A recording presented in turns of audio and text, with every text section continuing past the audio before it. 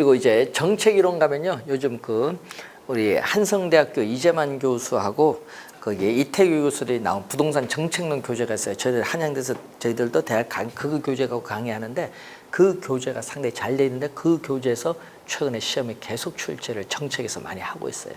그러면 그 정책론을 보면요. 4문제에서 5문제 출제를 하거든요. 정책론은.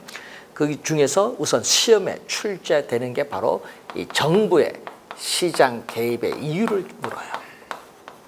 그러면 정부의 시장 개입의 이유가 뭐냐? 정부가 왜 부동산 시장에 개입을 해야 되냐? 이유, 근거. 작년 시험에는요, 근거로 출제했어요. 정부의 시장 개입의 근거가 아닌 걸 물었어, 작년. 또는 정부가 왜 시장 개입을 해야 되냐? 그 필요성이 뭐냐? 이런 걸 출제를 하는 거예요. 이런 내용들을 우리가 출제를 하는 겁니다, 실제. 그럼 정부의 시장 개입의 이유는 뭐 여러 가지가 있겠지만은 이 정치적 기능면에서 이 경제적 기능면에서 우리는 개입을 하죠. 자, 정치적 기능면에서 우리는 집가가 급등하면은 토지 소유자는 집가 급등에 따르는 불로소득을 얻고 토지를 소유하지 못한 사람은 아무런 이득이 없기 때문에 토지 소유 계층과 소유하지 못한 계층 사이에 빈익빈 부익부 형상이 가중되면서 소득의 격차가 심화돼요. 그래서 정부는 뭐를 한다? 집가를 규제하기 위해서 개입을 해요. 뭐를 위해서? 우리는 소득 분배에 있어서의 무슨 차원에서? 형평성 차원에서 집가를 규제하기 위해서 개입을 합니다. 자, 토지는 또 부증성이라는 토지의 특성에서 물리적으로 토지의 절대 면적은 한정되어 있기 때문에 한정된 토지를 합리적, 효율적으로 이용을 하기 위해서 정부는 또 지역 지구제와 같은 토지 이용 규제를 하기 위해서 개입을 하죠. 토지 이용의 뭐를 위해서? 효율성을 위해서 규제를 또 합니다. 이런 걸 하기 위해서 개입하고 또 저소득층의 주거 생활을 안정시킬 목적으로 공공임대주택을 건설 공급하기 위해서 개입을 하고 또 이 부동산 투기가 발생하잖아요. 이 부동산 투기 발생을 또 뭐 하기 위해서? 억제하기 위해서 정부는 또 개입을 하죠. 네? 자, 이런 거 많잖아요. 자, 그리고 경제적 측면에서는 시장에서 자원이 어떤 요인에서 비효율적으로 배분이 이루어지는 상태인 시장의 실패를 우리가 또 보완하기 위해서 또 개입을 하기도 해요.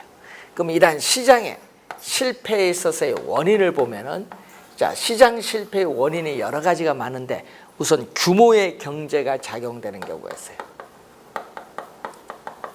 자, 이 규모의 경제가 작용하는 경우, 규모의 경제가 작용한다는 것은 이 비용, 체감 산업이 존재한다는 거죠. 자, 비용, 체감 산업이 존재한다는 것은 얘기죠. 기업의 여러분 규모가 커집니다. 기업의 규모가 커지면서 생산량이 많아지는데 물건 하나 만드는 비용을 우리 평균 비용이야. 평균 비용은 물건 하나 만드는 비용이 점점 이렇게 줄어들어요. 이 줄어들 때 이것을 우리는 규모의 경제인데 이 비용 체감 산업이 존재를 하면요. 다른 기업과의 경쟁에서 우위가 있기 때문에 자연 독점이 되면서 시장에서 자원은 비효율적으로 또 배분이 이루어져요. 그리고 또 우리가 독점, 기업이 하나인 독점, 소수의 대기업인 독과점 기업이 존재하죠. 여러분, 완전 경쟁 시장은 자원이 효율적으로 배분이 이루어지는 시장으로서 이상적인 시장인데 완전 경쟁 시장이 아닌 이 독과점 기업, 불안정 경쟁 기업이 존재하면은 완전 경쟁 시장에서보다 생산량은 적게 생산하기 때문에 시장의 실패가 발생해요. 자, 그리고 또 시장의 실패는 또 소득 분배가 여러분 공정하지 않죠. 소득 분배에 있어서의 또 뭐죠? 불공정성으로 인해서 또 시장에서 자원은 비효율적으로 배분이 이루어져요. 그리고 또 시험에 여러분 원래 또 출제가 예상되는 요 외부 효과, 원래 출제 예상되는 겁니다.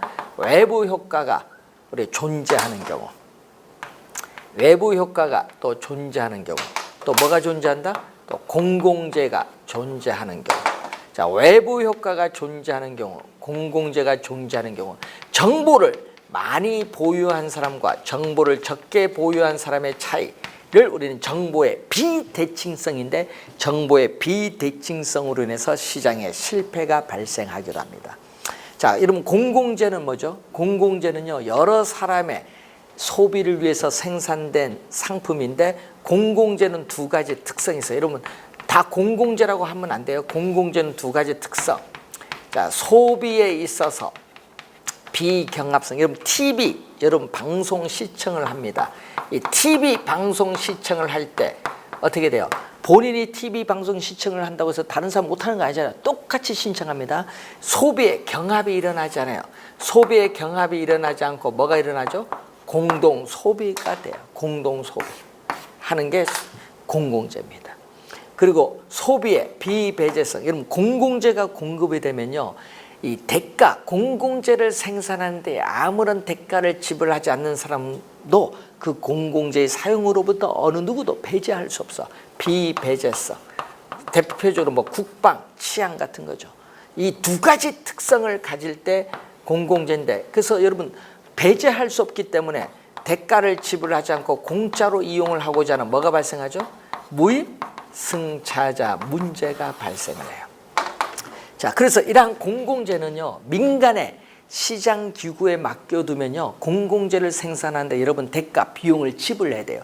그렇기 때문에 공공재가 필요한데도, 마음속으로는 필요한데도 외부로 표시 안 해요. 왜? 표시하면 돈을 내야 되니까. 그렇기 때문에 뭐가 돼? 사회적으로 바람직한 최적 생산량보다 더 적게 과소. 요게 벌써 3번 정답 물었어요. 시험에 과소 생산됩니다. 사회적으로 바람직한 최적 상태보다 더 적게 과소 생산되는 경향이 있기 때문에 적정한 양의 공공재를 공급을 하기 위해서 정부는 시장에 개입을 할 수밖에 없다. 이런 내용이죠. 자, 문제 12번 봅니다. 정부의 시장 개입에 대한 설명 중 틀린 것.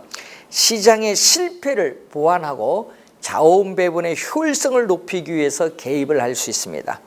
소득 재분배, 주거 복지 증진 등 사회적 목표를 달성하기 위해서 개입을 할 수 있고, 또 마이너스 외부 효과가 발생하는 경우에 세금 부과, 규제 등을 통해서 자원 배분의 비효율성을 감소시킬 수도 있고, 또 공원 등과 같은 공공재인 경우에는 과소 생산의 문제가 발생할 수 있기 때문에 적정한 양의 공공재를 공급을 하기 위해서 개입을 할 수 있습니다.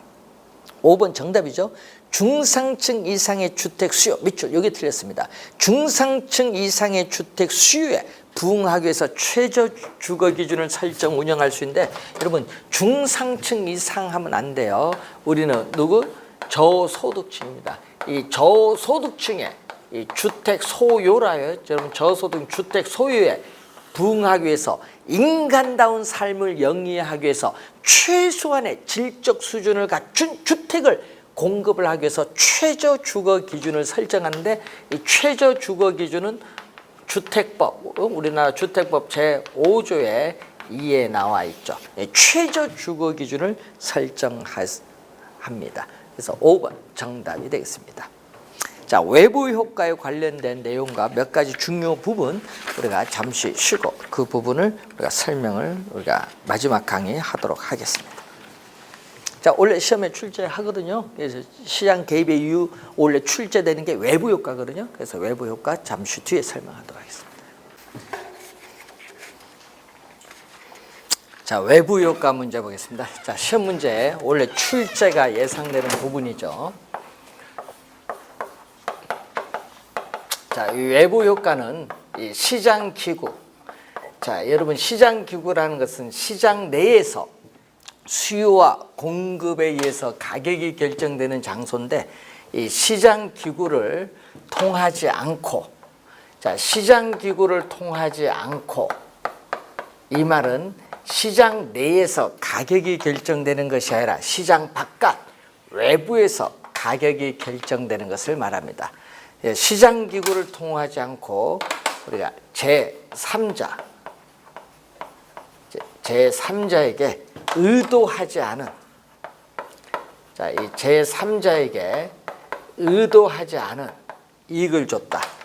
제3자에게 의도하지 않은 이익 또는 편익을 주었는데 그에 대한 대가를 받지 못했다. 대가를 받지 못하는 것을 우리는 정 플러스의 외부 효과, 이 정의 외부 효과를 외부 경제 또는 긍정적인 외부 효과라고 해요.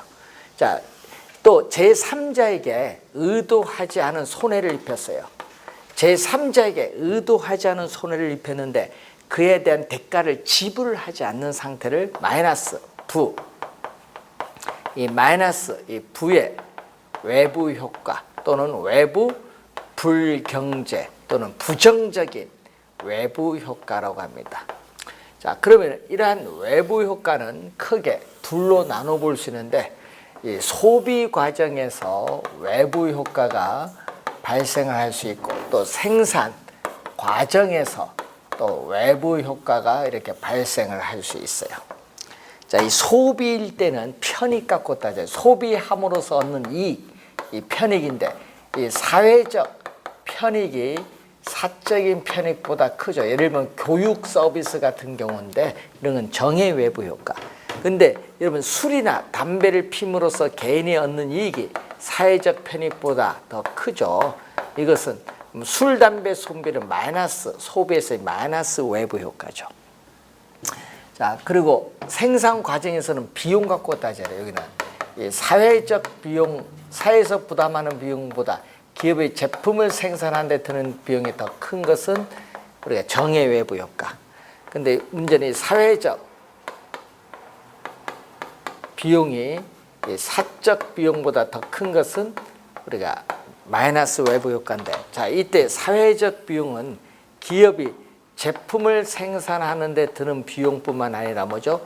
환경 오염물질을 배출시키는 공장이 들어서면은 이러한 환경 오염물질을 정화하는 데 추가적으로 드는 비용, 이 외부 비용이 들어가기 때문에 우리 사회적 비용은 사적 비용보다 크다. 자, 그래서 이 사적인 편익을 나타내는 수요 곡선, 자, 사적인 편익을 나타내는 수요 곡선과 사적인 비용을 나타내는 공급 곡선이 이렇게 만나죠. 자, 만난 점에서 우리는 균형, 교차하는 점에서 균형 생산, 시장에서의 균형 생산량이 나타나는데, 문제는 우리가 이만큼 생산을 하면은 사적인 비용은 요건데 환경 오염물질을 정화하는 데 드는 비용, 외부 비용이 더 이 정도 들어가기 때문에 일단 외부 비용을 감안을 하면은 이 사회적 비용은 외부 비용, 수직거리가 외부 비용이거든요. 수직거리가 이러한 사회적 비용은 사적 비용보다 이렇게 더 높게 나타나요. 그러면 이 사회적 비용을 고려한, 여기에 사회적 비용을 고려한 사회적으로 바람직한, 사회적 측면에서 바람직한 최저 생산량은 이만큼인데 실제는 이 균형만큼 생산을 하기 때문에 이 크기만큼 더 많이, 사회적으로 바람직한 최적 생산량보다 균형 생산이 많기 때문에 사회적으로 어떻게 돼? 더 많이 과다 생산되기 때문에 이 생산량을 줄여야겠죠. 이 사회적으로 바람직한 양만큼 생산량을 줄이기 위해서는 뭐를 부과한다? 공해세, 환경 오염물질을 배출시키는 기업에 공해세와 같은 세금을 부과함으로써 이렇게 줄여야 된다는 거죠. 그래서 여러분이 이 과다가 나오거든요. 마이너스 외부 효과는 과다 생산, 생산일 때는 과다 생산, 소비일 때는 과다 소비. 그럼 술, 담배에 대해서 담배 소비세, 주류세를 부과하는 거죠. 소비를 줄이기 위해서는. 여기는 뭐죠? 과소, 플러스일 때는요, 플러스일 때는 과소가 나와요. 과소 소비. 여기는 과소 생산이 나와요. 과소 생산되기 때문에 소비를 더 늘려주고 생산량을 더 늘려주기 위해서는 뭐를 지급한다? 여기는 보조금을 지급한다. 여기는 보조금. 과다일 때, 마이너스일 때는 과다인데 이때는 뭐를 부과한다? 세금을 부과하는 거. 자, 시험 문제 이 외부 효과에 관련된 사항이 우선 또 자주 우리가 출제를 하고 있습니다. 자, 13번 문제 한번 봅니다.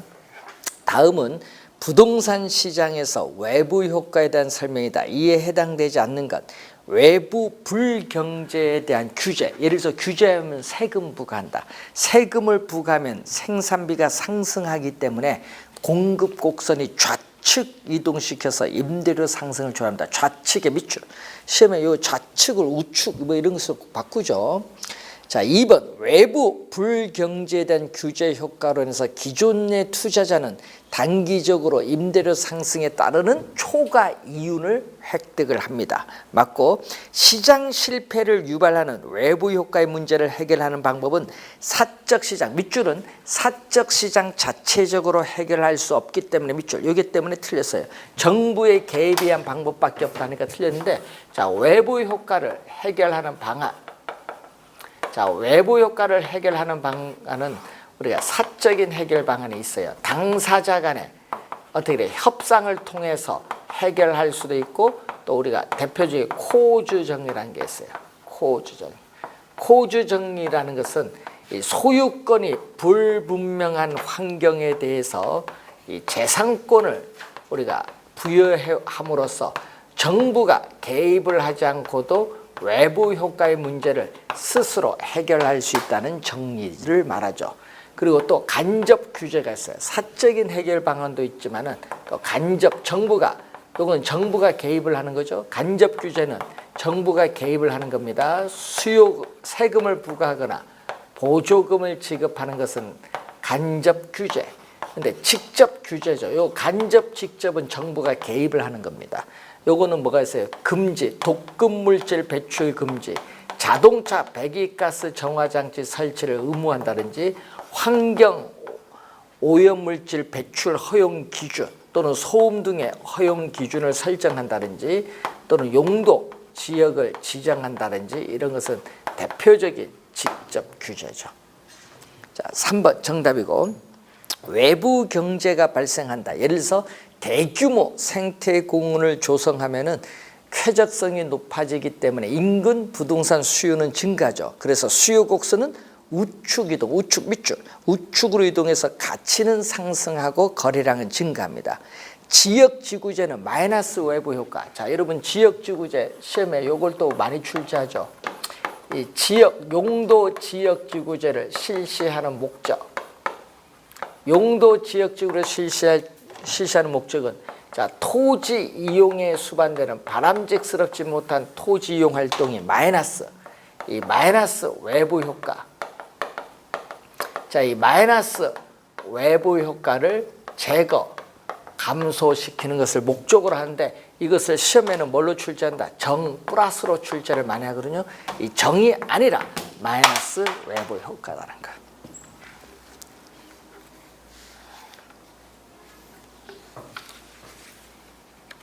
마이너스 외부 효과는 외부 불경제죠. 그래서 5번 맞는 지문입니다. 자, 정부에 있어서의 시장 개입에 있어서의 방법. 자, 원래 출제가 또 되는 또 내용입니다. 자, 정부의 시장 개입의 이유 봤고요. 이번은 정부가 이 부동산 시장에 개입을 하는 방법인데, 이 개입 방법에는 우리 토지 정책의 목표를 달성하기 위한 여러 가지 토지 정책 수단이 나오거든요. 이걸 출제하거든요. 자, 현재 우리나라에서 시행하고 있는 토지 정책 수단에 대한 설명 중 틀린 거, 이런 식으로 출제하겠죠. 자, 정부의 시장 개입 방법은 정부가 부동산 시장에 직접 개입을 해서 수요자와 공급자의 역할을 적극적으로 수행하는 직접 개입이 있고, 또 시장 기구의 골격 틀을 유지하면서 시장의 기능을 통해서 소기의 정책적 효과를 달성하고자 하는 간접 개입이 있고, 그리고 바람직스럽지 못한 토지 이용 활동을 바람직한 방향으로 유도하기 위한 토지 이용 규제가 있습니다. 자, 이 토지 이용 규제의 대표적 수단 하면은 이 지역 지구제를 들어볼 수 있죠. 또 개발권 양도제. 그러면 개발권 양도 제도를 우리 약어로 TDR이라고 하는데, 이 개발권 양도 제도는 현재, 벌써 이것도 시험에 3번 출제했어요. 현재 요 지문, 현재 우리나라에서 시행되고 있지 않다. 요거 3번 출제했습니다. 직접 개입으로서는, 자, 수용 방식, 자, 택지 개발 촉진법에 근거해서 이 토지를 전면 매수, 수용을 통해서 하는 공영개발. 공영개발도 시험에 많이 나오는 지문이죠. 장단점이. 공영개발은 장단점이 시험에 많이 나오고, 그리고 또 뭐 공공투자 사업을 한다든지, 예? 또는 토지를 뭐 한다? 수용을 한다든지. 자, 조성된 택지를 분양하지 않고 임대한다. 공공임대보유제도. 자, 조성된 택지를 분양하지 않고 임대하는 제도, 공공임대보유제도라든지, 또 토지, 우리가 비축제도, 토지 은행제도가 있죠. 자, 토지 비축제도, 은행제도는 2009년 2월 임시국회에서 공공토지의 비축에 관한 법률이 있습니다. 이 공공토지의 비축에 관한 법률, 이 공공토지의 비축에 관한 법률에 근거해서 토지를 비축하는데, 그래서 여러분이 한국토지주택공사가 법적으로 토지 비축 업무를 부여받아서 지금 수행하고 있는데, 토지 시장의 안정을 위해서 수요, 공급 조절용이라든지 아니면은 산업단지 개발이라든지 도로 등의 공공개발용 두 가지 용도 하에서 우리는 비축을 하고 있다. 이렇게 보시면 되겠죠. 시험 문제는 최근에 이 개념을 많이 물어요. 시험 문제 최근에 개념, 장단점이 있는데, 이 최근에 출제는 개념 쪽을 많이 출제해요. 자, 개념은 뭐죠? 우리 미래, 현재 이용이 아니라 항상 미래죠. 이 미래에 있어서의 이용을 위해서, 미래의 토지 이용을 위해서 미개발된 토지를 대량으로 저렴하게 매입을 해서 미래에 적시에 공공시설의 용지를 저렴한 가격으로 공급을 하거나, 또 민간에게 비싼 가격으로 매각 또는 임대하죠. 비싼 가격으로 매각 임대하기 때문에 공공의 가치인 이 개발 이익을 환수할 수 있는 장점이 있고, 또 토지를 비축함으로써 공공용지를 보다 쉽게 또 확보할 수 있어요. 자, 그리고 개인의 무질서하고 무계획적인 토지 개발을 방지할 수 있기 때문에 도시 계획 목표 달성에 기여할 수 있는 장점도 가져요. 단점은 당연히 미개발된 토지를 대량으로 매입을 하는데 이 토지 매입 비용이 많이 든다. 단점. 그리고 또 단점으로서는 이 어떻게 돼요? 매입 시 보유를 위한 매입 시와 개발을 위한 매각 시 사이에 시간이 오래 걸리다 보니까 국공유지 상태로 관리, 보유해야 되는 문제가 발생하고, 관리를 소홀히 하면 저소득층에 의한 불법 점유 문제가 발생될 수 있는 문제도 생겨요. 또 정부가 미래의 용도, 미래에 있어서의 용도가 불분명할 경우에는 정부 스스로 투기자가 될 수도 있는 문제가 발생을 합니다. 자, 장단점 보고 이 개념이 특히 많이 출제를 하고 있다는 거, 개념. 자, 간접 개입은 여러분 양도소득세, 재산세, 종합부동산세, 취득세 같은 세금을 부과한다든지, 이 보조금을 지급을 한다든지, 또는 여러분 주의해야 됩니다. 이 개발이익 환수에 관한 법률, 개발이익 환수에 관한 법률에서 개발부담금을 부과하는 건 이거 직접 개입이 아닙니다. 개발이익 환수에 관한 법률에서 개발부담금을 부과하는 것은 직접 개입이 아니라 간접 개입이다. 간접 개입. 그리고 또 뭐가 있어요? 행정, 토지에 대한 정보를 우리가 창출해서 제공하는 행정상 지원도 있지만은 또 금융상 지원도 있어요. 요즘 뉴스에서 많이 나오는 우리가 뭐죠? 우리가 금융상 지원에서 LTV, 대부 비율 또는 담보 인정 비율, 부동산 가격에 대한 대출금의 비율, DTI, 총부채 상환 비율이죠. 소득 대비 부채의 비율이라고 하죠. 총부채 상환 비율. 내년에 요걸 소득을 여러분이 감안해서 대출해 주겠다고 하죠. DTI를 강화하겠다는 얘기인데, 이 소득 대비 부채를 어느 정도 할 거냐, 부채 비율, 요것은 다 금융상 지원으로서 간접 개입입니다. 직접 개입, 간접 개입 잘 구별해 두셔야 되는데 14번 문제 보겠습니다. 다음 중 우리나라의 정부의 부동산 시장에 대한 간접 개입 수단은 모두 몇 개인가? 간접이거든요. 공공토지 비축제도 직접 개입, 재산세 부과 간접 개입, 토지 수용 직접 개입, 공공임대 보유 직접 개입, 개발부담금 부과 간접 개입, 공영개발 직접 개입, 공공임대주택 건설 공급 직접 개입, 대부비율 간접 개입 3개네요. 1번 정답이죠. 대부비율, 개발부담금 부과, 재산세 부과 3개가 되겠습니다. 1번 정답. 자, 개발이익 환수 수단이 나오죠. 자, 여러분 개발이익은 불로소득이거든요. 그래서 이 개발 사업의 시행으로 발생하는 개발이익은 불로소득이기 때문에 이 불로소득은 사회적으로 환수를 해야 되는데 이 환수하는 방법이 2가지가 있어요. 거기 보니까 과세, 세금을 부과함으로써 개발이익을 환수하는 방법, 대표적으로 뭐 도시계획세라든지 집가상승분에 대해서 양도소득세를 부과하면서 개발이익을 환수한다든지, 비과세적 방법은 여러분이 비과세적 방법은 바로 뭐죠? 공영개발. 자, 환지 방식의 토지 구획 정리 사업을 할 때의 감보율 제도. 자, 개발이익 환수에 관한 법률에 의한 이 개발 부담금 제도, 또 재건축 초과 이익 환수에 관한 법률에 의한 재건축 우리가 부담금 제도라든지, 또는 토지 수용 보상 제도라든지, 또는 토지 우리가 토지 비축 제도, 토지 은행 제도라든지 뭐 이런 것이죠. 등등. 수익자 부담금 제도라든지 뭐 이런 건 다 비과세적 방법에 의해서 우리는 개발 이익을 환수하는 방법입니다.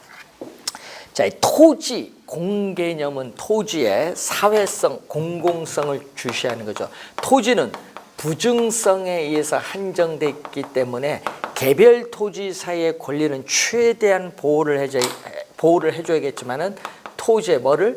사회성, 공익성을 강조하죠. 토지의 사회성, 공익성을 강조한 개념입니다. 그래서 이 토지 소유권은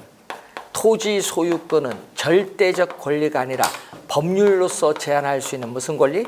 상대적 권리. 토지 소유권은 절대적 권리가 아니라 법률로서 토지 소유권의 일정 부분을 제한할 수 있는 가능성을 가지고 있기 때문에 상대적 권리. 토지 소유권에 대한 제한 가능성을 인식하려는 태도인 상대적 권리다. 그럼 이 토지 공개념을 위한 정책 수단, 거래의 정책 수단 있죠.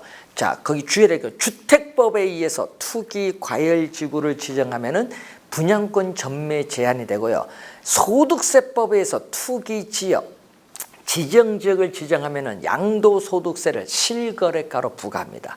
그리고 국토의 계획 및 이용에 관한 법률에서 우리는 토지거래 허가제라든지, 농지법에 의한 농지취득 자격 증명제라든지, 부동산 등기 특별조치법에 의한 어떻게 돼요? 우리는 관련해서 그 거민 계약서 제도라든지, 부동산 거래 신고에 관한 법률에 의한 부동산 거래 우리가 실거래 가격 신고하는 제도라든지, 이런 것은 전부 이 거래에 관한 정책 수단입니다. 자, 토지 적성 평가 제도가 나오죠. 자, 이 토지 적성 평가에는 토지의 토양이라든지 입지, 활용 가능성 등 토지 적성에 대한 내용이 우리가 포함이 돼요. 그런데 우리가 또 벌써 2번 출제인데, 이 토지 적성 평가 제도는 토지의 개발과 토지에 있어서의 이 보존의 경합이 발생하죠. 개발할 거냐, 보존할 거냐, 이건 경합이 발생했을 때 이것을 합리적으로, 경합이 발생했을 때 개발 보존 이것을 합리적으로 조정하는 수단이 바로 토지 적성 평가 제도다. 자, 여러분 그린벨트는 개발 제한 구역이죠. 도시의 무질서한 확산, 팽창을 방지하기 위해서 도입된 제도가 개발 제한 구역인데, 이 개발 제한 구역이 여러분 또 공법에서 배우는 용어인데, 가끔 우리 개발 제한 구역 지정을 했을 경우에 이 긍정적 효과, 뭐 부정적 효과 이런 게 가끔 시험 지문에 또 나오는 거예요. 여러분이 공법에서 배우는 용어죠.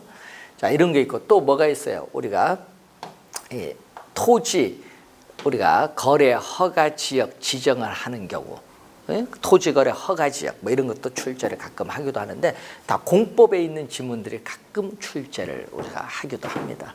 자, 이 내용 위주로 하는 정부 이제 정리를 하시면 됐는데, 그래서 여러분 정부의 시장 개입의 방법 원래 출제도 되는 부분입니다. 잘 정리해 주시고 정책이 주어졌을 때 틀린 지문 찾아내는 걸 출제합니다. 그리고 또 여러분의 지금 교재는 없는데 우리가 임대료 규제가 있거든요. 여러분 저소득층을 위한 주거복지정책 출제하거든요. 그러면 이 저소득층을 위한 주거복지정책을 출제를 하는데, 이 저소득층을 위한 주거복지정책에 있어서 임대료 규제는 요거는 매년 출제를 해요.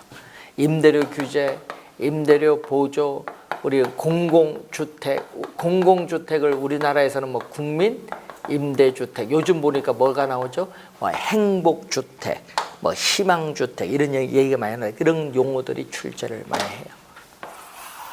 뉴스 나오는 게 많죠. 여러분 이 기업 측면, 기업이 니즈를 통해서 기업 형태의 우리는 임대주택을 공급하겠다. 이걸 뉴스테이라고 하죠. 요즘 보니까 뉴스테이, 뉴스 많이 나오는데 뉴스테이 이게 이번에 법을 통과됐기 때문에 그런 용어들이 이제 출제됩니다. 이 저소득층을 위한 주거복지정책 출제되고, 또 조세정책에서 이 조세정책에서 조세 귀착, 정부가 생산자에게 조세를 부과했을 경우에 실질적으로 누가 조세를 부담하느냐?